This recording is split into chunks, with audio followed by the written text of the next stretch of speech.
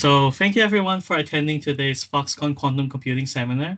Today we have the pleasure of having Lorenzo Grevink, who will tell us about Will-it glue on the short-depth designs beyond the unitary group.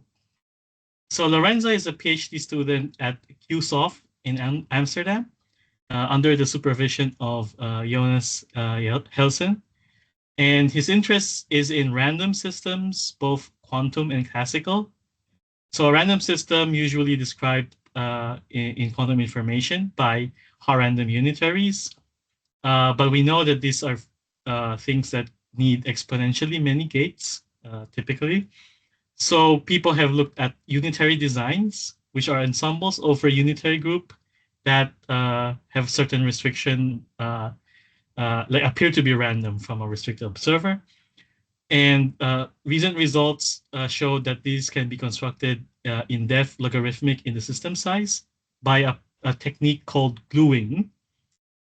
So this talk will be about the recent paper discussing possible ways to generalize the result of this recent paper to other groups other than the unitary group, for instance, the Clifford group. So Lorenzo, the floor is yours. Yes, thank you so much for having me. I'm happy I can talk to you, even though I cannot see any of you. So if you have a question, you should just shout it. I'm happy to discuss more with you.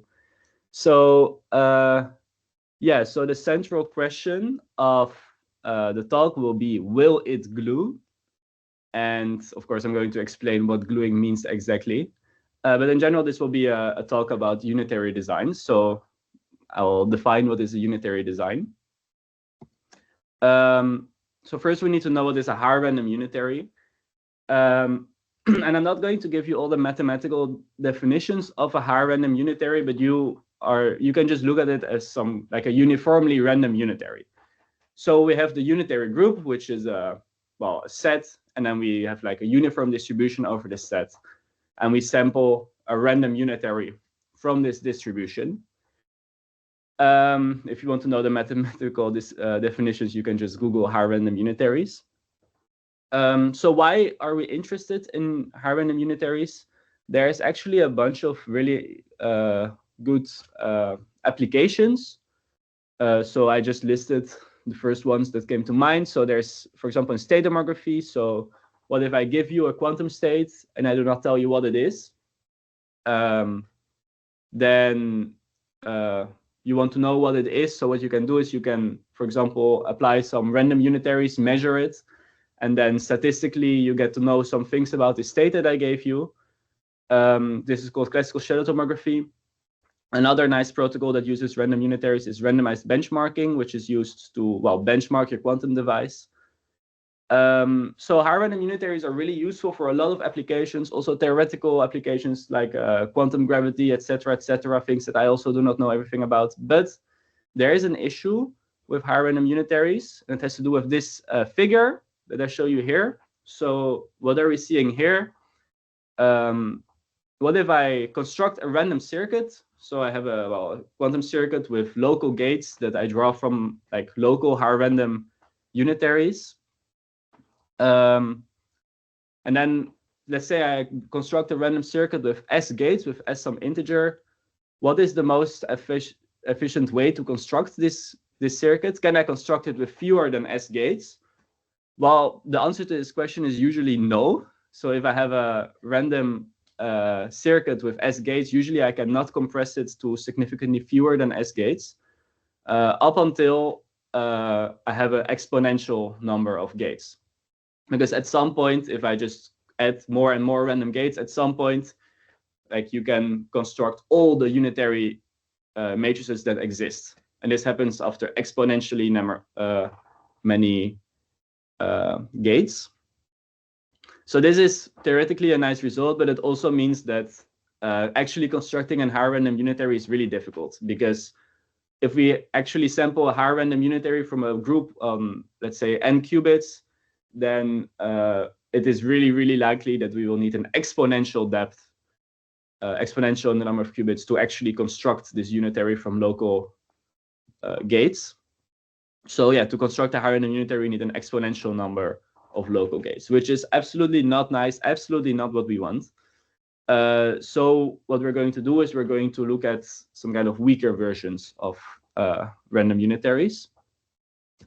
In particular, approximate unitary K designs. So there's also other weaker notions of random unitaries, for example, pseudo-random unitaries. But in this talk, we're going to focus on approximate unitary K designs. So unitary K design is an ensemble, also a distribution over the set of all unitaries that appears to be high random, but only to an observer which is restricted, namely an observer that can sample our unitary at most k times, with k some integer, of course. So if you want to see it more precise, let's say that we have an algorithm that samples some oracle k times. Now, if we fill in a high random unitary in this oracle, we will get a result which is really similar to if we fill in a unitary k design as this oracle, as long as we only sample it k times. Now, of course, you see in this slide that I put an is approximately with an epsilon. So what does that mean exactly? Actually, there's a lot of different ways to interpret this epsilon. So there's not one definition that everyone is using for approximate unitary K designs. There's actually a lot of different definitions that are all not equivalent to each other. But I named a few here. So for example, relative error, additive error, measurable error. So measurable error means that any algorithm cannot, like, will be epsilon close. The high random case will be epsilon close to the unitary K design case. Additive error means the same, but only for non-adaptive algorithms, etc., etc. State designs mean that you apply it directly to the zero state and only get the state that you get out of it. And you can also define this for relative error, additive error, measurable error. Well, in general, there is a really large set of different definitions that you can take. I think last week you had a talk about the measurable error, but there's a lot of other definitions as well. So now let's hope that we can actually construct a unitary K design. So in a depth which is better than exponential. So like a first idea, and actually really much used idea to construct unitary designs is by using a local random brickwork. So all these vertical lines, they are qubits. And what we do is we apply a random unitary on 2 qubits. And then we do this in a row, and then for the second layer, we again apply our random unitaries on 2 qubits, but then shifted 1 qubit. And like that, if we continue doing this, we get a local random brickwork, as you can see in this figure. And then we hope that if we do this in the depth like sufficiently large, that then at some point we will get a unitary K design. And it was known for quite a while that if we take D polynomial in K and N, that this will give a unitary K design. And like last year, the best result in this line of work was found, which says that we can find a unitary K design if the depth scales linearly in K, N, and log 1 over epsilon. So K here is the K in K design, so the number of copies that you're allowed to sample. N is the number of qubits, and epsilon is the error that we allow at the end. So this is really nice. Like linear in N scales much more nicely than exponential in N, of course. But maybe we can do even better. So last year, there was also this other really interesting paper that came out that introduced the gluing lemma. So the gluing lemma, what does it do is it says that if I have a unitary design on some qubits, and I have another unitary design on some other qubits, but they have a number of qubits overlap, namely at least log n k squared over epsilon, then we can glue them together. So this is a picture of glue. And these two unitary designs, they glue together into being one big unitary design on all the qubits. And this is really surprising. No one really saw this coming. Classically, this doesn't make any sense because, well, classically you can think, oh, these qubits on the right, they do not scramble at all with these qubits to the left, right? So how can two of these local unitary designs construct a global unitary design? But apparently quantum mechanics is special and we can do this. And the nice corollary now is that we can use this gluing lemma many times in a row, and we can construct some kind of super blocks construction, like you see here on the right. So we have unitary designs that act on log n qubits, and then all these unitary designs, we can glue them together into forming one big unitary design on all the qubits. And if we do this in a good way, like get all the variables right, we can construct unitary k designs in a depth that scales like k times log n over epsilon. So that's much better than what we got in the last slide, namely the n dependence is well, exponentially better here. So let us dive into a bit deeper in why this is a really weird result. So here I tried to draw a unitary 2 design of shallow depth. So imagine we have n qubits and we have a depth log n. So it's really shallow in comparison to how many qubits there are. And it's a unitary 2 design, so we are allowed to have 2 copies of them. And let's now just do some kind of experiment. So let's say that I have my first copy of the unitary 2 design and I let it act on some state, for example, the 0 state. And I'm going to do the same with the second copy, but now I'm going to add a small perturbation. So let's say that I make it act on, not on the 0 state, but on the 0 state where one of the qubits is flipped and we have a 1 state. So it's a local perturbation. And well, these two experiments, they are different, of course, so we expect an outcome which is completely different. But in the second case, we see that this local perturbation doesn't affect all the qubits. Because we have such a shallow depth, there's a light cone starting from this perturbation, which only affects a small fraction of all the qubits that are there. So all the qubits, like in the green zone, outside of the light cone, they will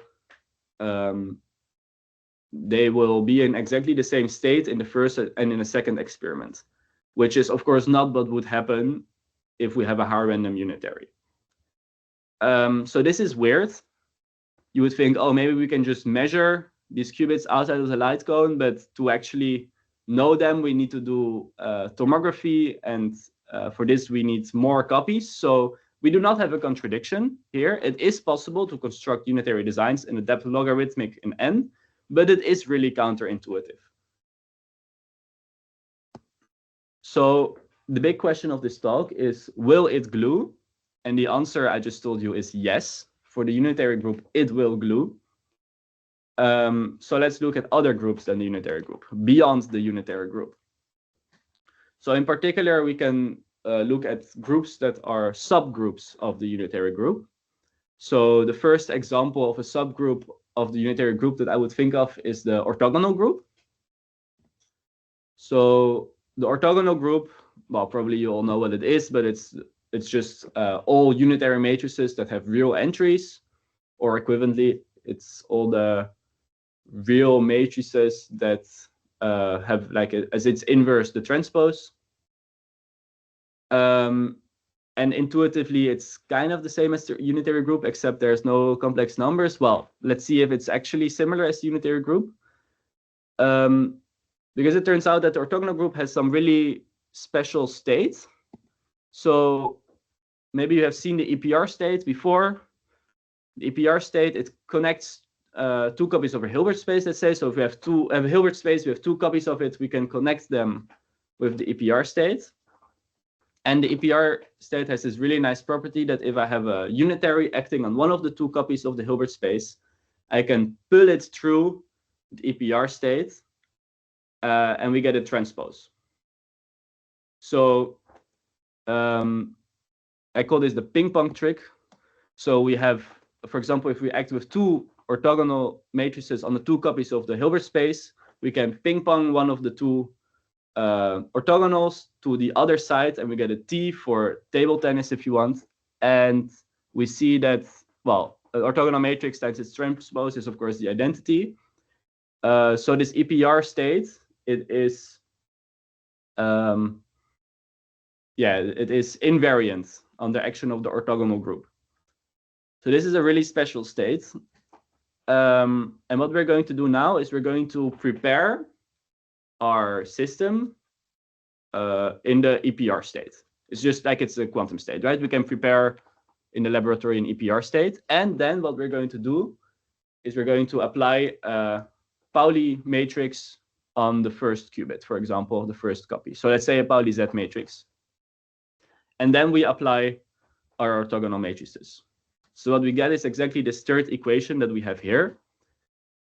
And as we can pool our orthogonal matrix to the EPR pair, we will get this term that you see here, which is OZ1 O transpose. This is a bit of a curious term. Let's zoom in a bit on this OZ1 O transpose that we get here, because it looks like this.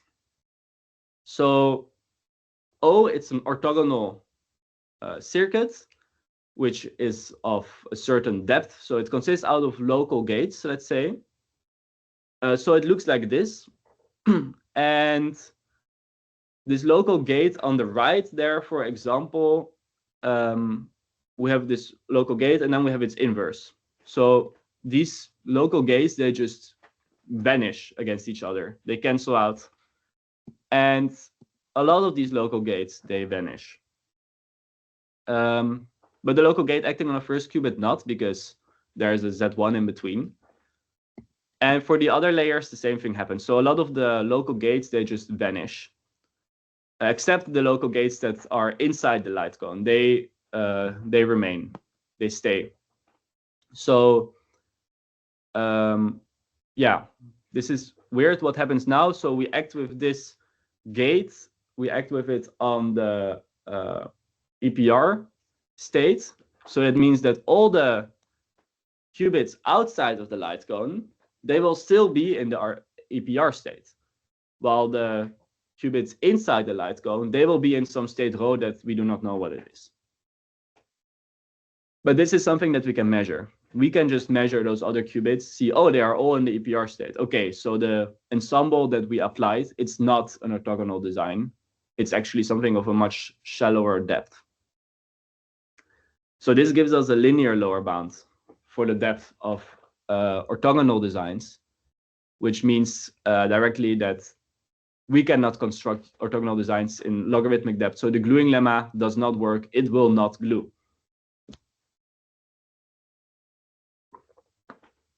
If no one is speaking up, I'm assuming that everything is clear. So but you are allowed to ask questions if you want to know something. Yeah, so I don't know if, when I could ask the question. So when you use the gluing lemma, does it make use of any ancillas? No. So the gluing lemma on the 1D line, it does not use any ancillas. Then, well, I think last week you have this talk about nearly like a random unitary say nearly optimal depth. There they have the all-to-all connectivity. So it's a different geometry than we have here, and they use a lot of ancillas. But the gluing lemma itself doesn't need any ancillas. Good question, thank you.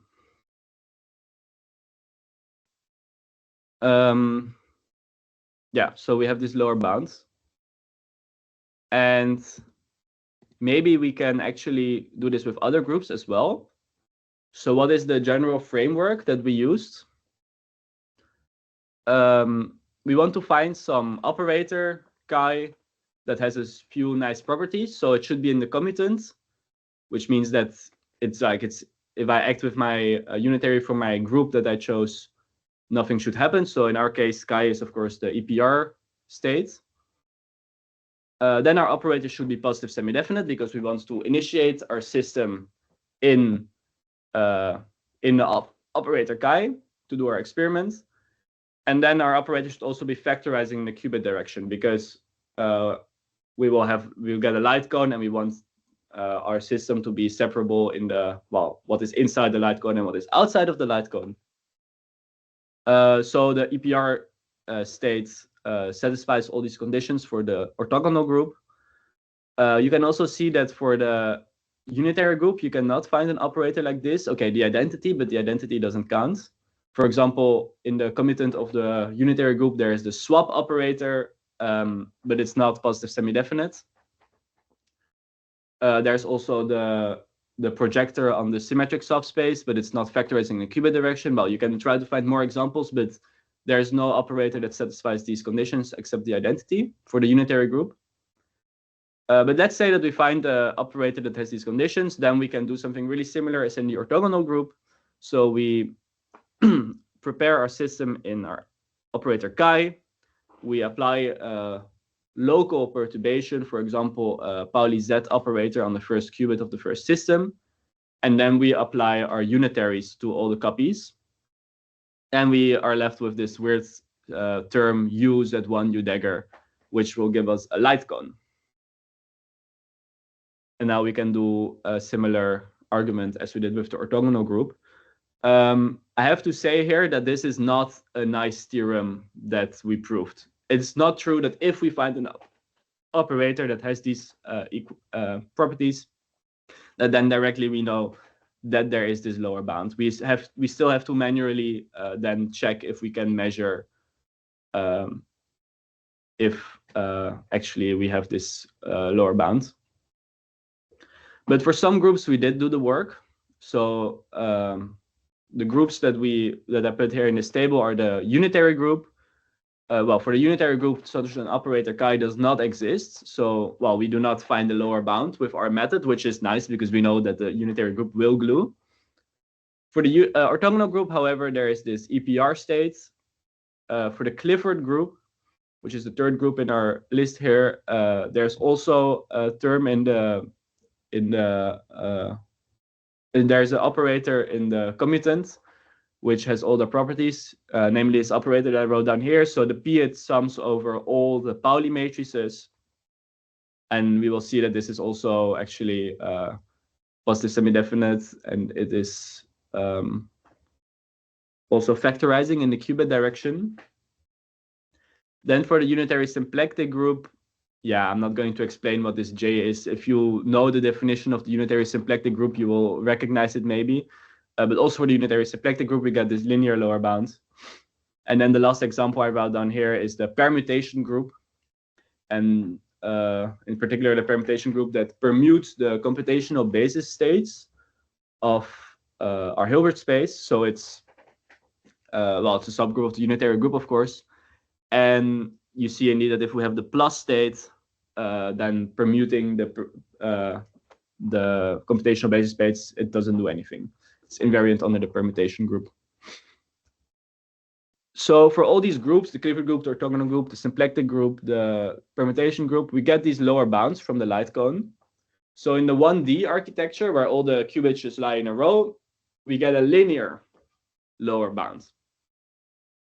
But if we have a 2D architecture, all the qubits lie in a grid, then of course the light cone, it increases quadratically. So we get a square root lower bound. And for the all-to-all connectivity, the light cones increase exponentially. So we have a logarithmic lower bound. And let us now compare this to the known results for the unitary group. So in the unitary group, of course, for the 1D architecture using the gluing lemma, we get a logarithmic depth design. And in the all-to-all connectivity, I think you had this talk last week.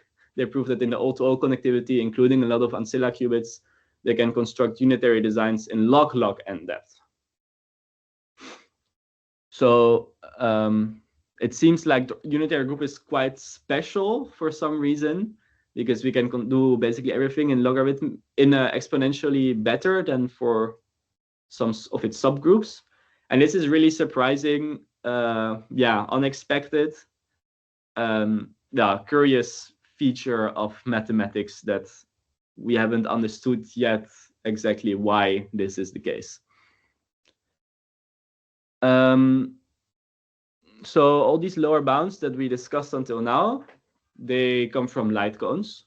So they depend on the architecture. But we actually also find a technique which is not dependent of the architecture. So this is our favorite term again. So we have unitary, we have Z1 and then U dagger. And then this unitary consists out of local gates from a certain subgroup of the unitary group. So let's just say, for example, we take local gates from the Clifford group. And let's say that we have a random brickwork. So all these boxes that you see, they are randomly drawn from the Clifford group. So for example, there's a probability that this red box that I have made an arrow to, it's the identity. This probability is really small, but there is a non-zero probability, which is constant. But for example, for this blue gate, the blue box, the first one that acts on the Z, there is a probability, which we can compute. It's 6/15, that this gate, it's not entangling.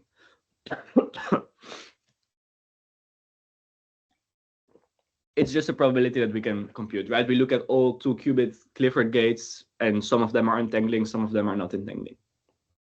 It's a constant probability. And for the other blue boxes, of course, we also have this constant probability. So there's a probability of p to the power d, with d the depth of our circuit, that all the blue gates, all the gates acting on the first qubit, are all not entangling. Actually, we can use this to get a linear lower bound on the depth of the design, because for higher random Clifford, this probability should be exponentially small in the number of qubits. So for local random brickwork circuits, so that's only the circuits that have local gates that are drawn independently from the higher random Clifford group, we have a linear lower bound for the depth of designs. And this lower bound, it holds for any architecture, also for the all-to-all connectivity. So that's a much stronger lower bound than we had in our former slides. But of course, we have to stress that this lower bound, it only holds for local random brickworks. So all the local gates are drawn from the higher random group on the 2 qubits. And well, last week you saw this talk in which they introduce an ensemble, which is absolutely not local random. So there is a lot of interesting circuits that are not local random to construct unitary designs. But this technique, it gives lower bounds for the Clifford group, but it also works for the orthogonal group and the unitary symplectic group. And now I told you many times that it will not glue, but and on a more positive note, it will glue. There's also cases in which it will glue. And here on this slide, I wrote something a bit weird. I said a unitary design is approximately a G design. So G, let it be some group, for example, the orthogonal group. And we just saw that the unitary group design is absolutely not the same as an orthogonal design. We can construct unitary design in logarithmic depth, but we have a linear lower bound for orthogonal designs. But it turns out, actually, it's something that we prove, that they are approximately the same if we promise you that the input will be a PPT state. PPT state is a positive partial transpose state. So if I take the partial transpose of our state of, like I have multiple copies of a Hilbert space, and on one of the Hilbert space I take the transpose, then our state should still be positive. So a nice counter example of a PPT state is the EPR state that we just saw for the orthogonal group. Well, if you want at some point, you can write it out that if I have the EPR state and I take the transpose on one of the 2 copies of the Hilbert space, we will get the swap state, the swap gate, which is not positive. So if I promise you, okay, the input is a PPT state, then a unitary design is approximately the same as an orthogonal design. Sure, small footnote, this only holds up to additive error, which is one of those types of error that we discussed before. I will not dive into deeply what that means exactly. But now that we know this fact, maybe we can use it to get some kind of gluing lemma for the orthogonal group. So let's just naively construct this superblock construction for the orthogonal group. So we have superblocks of orthogonal designs that act on logarithmic number of qubits. And we promise you that the input, it will be a PPT state. Now we can just replace all these orthogonal designs for unitary designs, because we know that if the input is a PPT state, that it's approximately the same. And for the unitary group, we know that the gluing lemma holds, it will glue. So this is the same as one big unitary design on all the qubits. And now we can do our lemma from the last slide again and say this is approximately the same as an orthogonal design. Wait, what did I write down now? I wrote down that the gluing lemma works for the orthogonal group. This is really weird because it's exactly the opposite of what I told you before. And this trick that I explain now, it holds for the orthogonal group, it holds also for the Clifford group and the unitary symplectic group. So let's look at an overview of all the things that I've told you by now. So this is a table with the big question, will it glue? And on one of the axes, you see different groups. So there's the unitary group, there's the orthogonal group, there's the Clifford group, there's the unitary symplectic group, and there's the matchgate group. So the matchgate group, I didn't discuss it in this talk, but it's like a group used to simulate fermions. And then on the other axis of the table, we wrote down some different definitions of approximate design. So there's a relative error group design, additive error group design, relative error state design, additive error state design, and anti-concentration.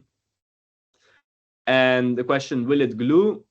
You see that, for example, for the orthogonal group, we can construct additive error states designs in that's logarithmic in n, exactly by this trick from the last slide with the PPT states.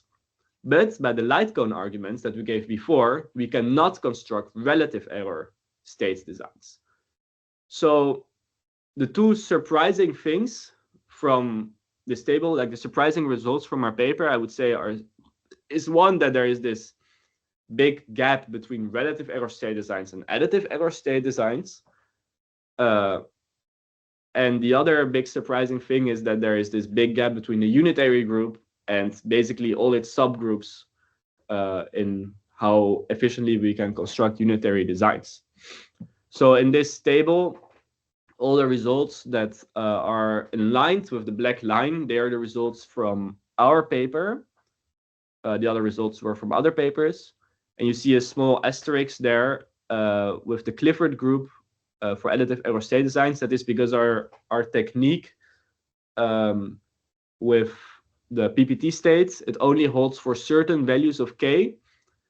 But then there was another paper that proved that we can construct additive error state designs for the Clifford group in logarithmic depth for any k. So there's absolutely a yes there.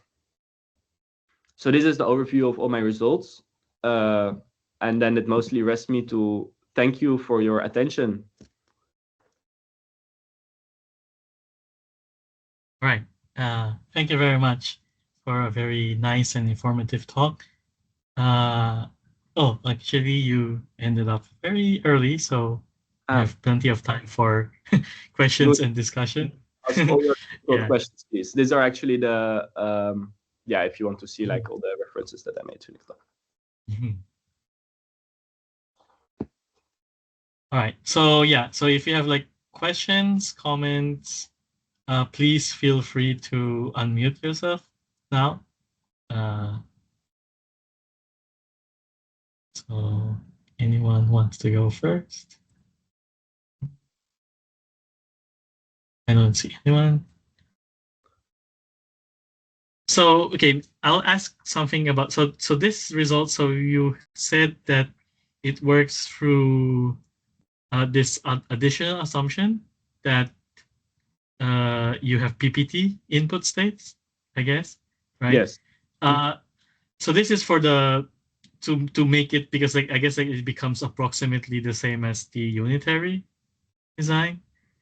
But for the other ones, for the other yeses here, uh, I guess like for other groups, can you change the input state to get some new result as well? For example, for the Uh, matchgate group, you would say. yes, not That's using PPT states, but like something maybe a like stronger restriction. that's a really interesting question. Um, I would expect not. Like if it doesn't even anti-concentrate in logarithmic depth, I would be really surprised if there would be anything that works in logarithmic depth. So anti-concentration, it means basically that after you apply some random circuit, that the output states in the computational basis are kind of spread out over all possibilities. But yeah, so if that even doesn't work for the matchgate group, I would be really doubting that there is any class of states that for which we can construct designs. I see.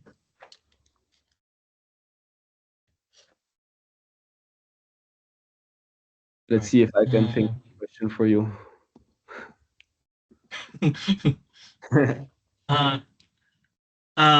Actually, one other thing is like, yeah, so when you have this gluing lemma, so you're always gluing two things that are the same. Is there a gluing lemma for two things that are different? You mean that you want to glue a unitary design with an orthogonal design?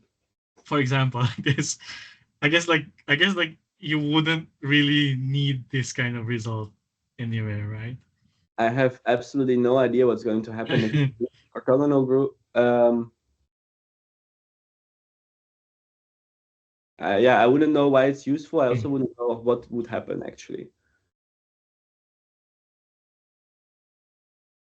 It would be wow. Okay, it would be something that you can write out using Weingarten calculus. You would get something really weird, I think. I imagine. Yeah. Yeah. But So the gluing is always with two things, right? It always like the basic component is with two things, like this, right? Like the partial overlap. yeah. So like the way they eventually wrote down their theorem is okay. You can just glue two things together, but if you can glue two things together, you can of course also glue three things together. So eventually, what they do in their paper is they glue a lot of things together. So they have all these like local super blocks that act on log n qubits, and in total they have like n divided by log n of these super blocks that they glue together. I was just curious that, I mean, of course, I guess like you naturally think of the brickwork, because then kind of like you want to make sure that it kind of scrambles everything enough in some sense, I suppose. But of course, if you're gluing two things at a time, maybe there's like an efficient way to glue things with much fewer things than a brickwork. Or is it sort of clear that you need something that's close to brickwork? So what do you mean? So this thing here on the right, it's only two layers, right? So we only have two layers. Well, if I hear brickwork, I usually think of something like this, which is just like gates that act on two qubits. And then you can do this for sufficiently much depth. Okay. Yeah, I guess I was just imagining like you can have fewer things in a particular layer and not always try to fill everything in. Yeah. But of course, that will only make the depth worse, probably. So that's actually a really interesting point that you're making, because this is, if we're going to construct like a unitary design with these super blocks that you see here on the right, in these super blocks, we're of course going to fill in a brickwork. So these super blocks, they're unitary designs. How are we going to construct a unitary design? Using a brickwork. So if you look at this entire superblock thing that we have here, actually it's just a brickwork, except that in between the superblocks, there is like one vertical line where we do not have 2-qubit gates.